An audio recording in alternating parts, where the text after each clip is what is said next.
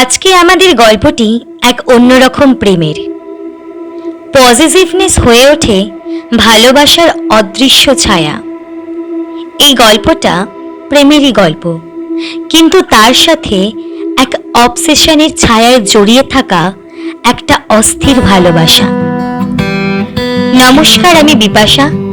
আজকে আমাদের গল্পের নাম তুই আমার।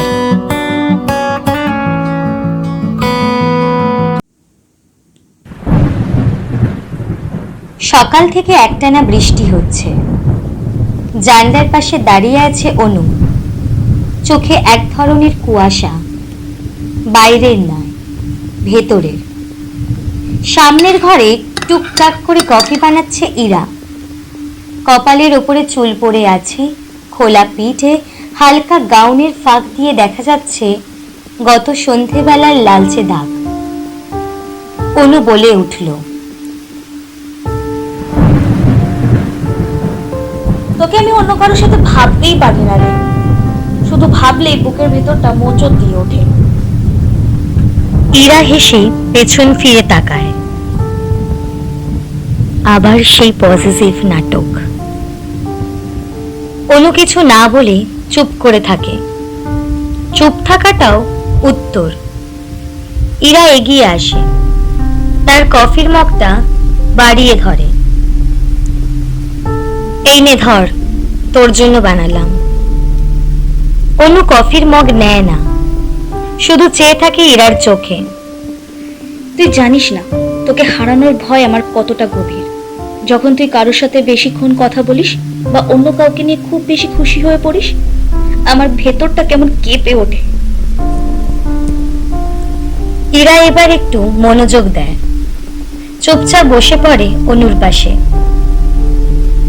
অনু, তুই জানিস আমি তোকে কতটা ভালোবাসি, কিন্তু ভালোবাসা মানে কি মালিকানা? আমি তো তোর, তুই সেটা না বুঝে বারবার আমাকে বেঁধে ফেলিস। আমি বেঁধে ফেলতে চাই না, আমি শুধু চাই তুই জানিস তোর প্রতিটা হাসি, প্রতিটা দৃষ্টি আমার জন্য কতটা গুরুত্বপূর্ণ।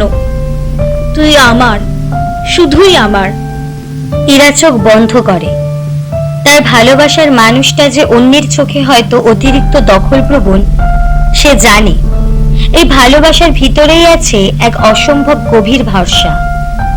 অনু কাপা গলায় বলে, আমি তোর কাঁধে মাথা রাখতে চাই, কিন্তু কারোর চোখে তোকে দেখলে আমার ভেতরটা পুড়ে যায়।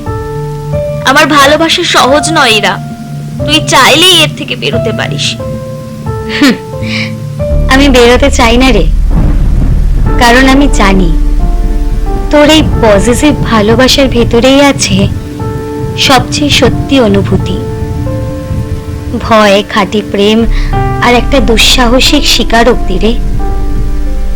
তুই অন্যদের মতো নোস, তুই নিজস্ব। অনু একটু অবাক হয়।